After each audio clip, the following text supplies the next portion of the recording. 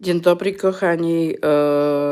Pozdrawiam serdecznie i dziękuję za komentarz pod moim filmikiem od Katarzyny Lewandowskiej, albo Lewandowskiej, że ona miała kiedyś też piękne życie, czyli kochana, życie nie jest usłane na różach.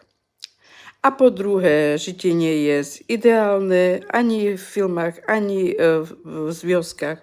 Czyli każdy ma życie takie, jakie ma. A poza tym takie, jakie się zrobi. Poza tym to, że ja tańczę, to, że się śmieję, nie znaczy, że mam idealne życie, kochana. Ale nie znaczy też, że mam... nie wiem, co wypowiadać na ten temat, kochana. Coś chciała tym powiedzieć, ale poza tym dziękuję Ci za ten komentarz. A bierz sobie do serca, że życie jest pięknie, trzeba się cieszyć każdą chwilę. A tyle, kochani.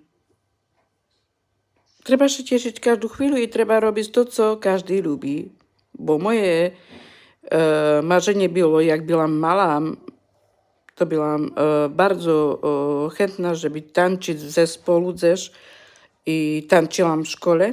A poza tym lubiłam śpiewać, tańczyć. To są moje właśnie ulubione rzeczy, jak mam wolne, że nie pracuję.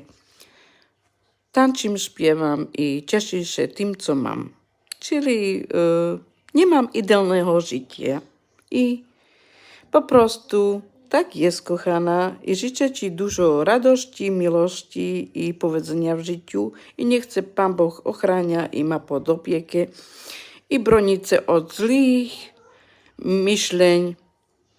I niech się Ci darzy w życiu, kochana. I pozdrawiam serdecznie, kochana. Bo ja się cieszę każdym życiem, to co mam. Pozdrawiam serdecznie, dziękuję za wszystkie komentarze, za wszystkie subskrypcje, kochani. Bye bye, see you next time.